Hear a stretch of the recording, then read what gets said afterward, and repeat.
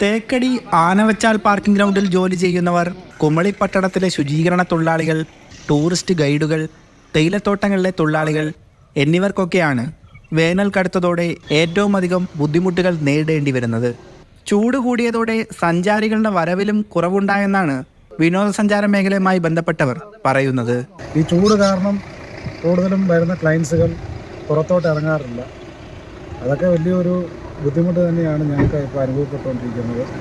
ചൂട് കാരണം ഞങ്ങൾക്കും ഒരു മണിക്കൂർ 2 മണിക്കൂർ പോലും ഇവിടെ നിൽക്കാൻ മേലാത്ത അവസ്ഥയാണിപ്പോൾ. ഉൾക്കാട്ടിലെ ജലസ്രോതസ്സുകൾ വറ്റി തുടങ്ങിയതിനാൽ വന്യമൃഗങ്ങൾ വെള്ളം കുടിക്കാൻ തേക്കടി തടാക പരിസരത്തേക്ക് ഇറങ്ങുന്നതും പതിവായിട്ടുണ്ട്. വേനലവധിയാകുന്നതോടെ കൂടുതൽ സഞ്ചാരികൾ തേക്കടിയിലേക്ക് എത്താൻ സാധ്യതയുള്ളതിനാൽ വനം വകുപ്പും ജാഗ്രതയിലാണ്. മാർച്ച് ഏപ്രിൽ മാസങ്ങളോടെ വേനൽ മഴ കിട്ടി തേക്കടിയിലെ ചൂട് കുറയുമെന്നാണ് പ്രദേശവാസികളും പ്രതീക്ഷിക്കുന്നത്. തേക്കടിയെ സംബന്ധിച്ചിടത്തോളം ടൂറിസ്റ്റുകളെ മാത്രം ആശ്രയിച്ചുകൊണ്ടുള്ള ഒരു സ്ഥലമാണ്. മാർച്ച് ഏപ്രിലോടെ വേനൽ മഴ നമ്മൾ സാധാരണ പ്രതീക്ഷിക്കുന്നതാണ്.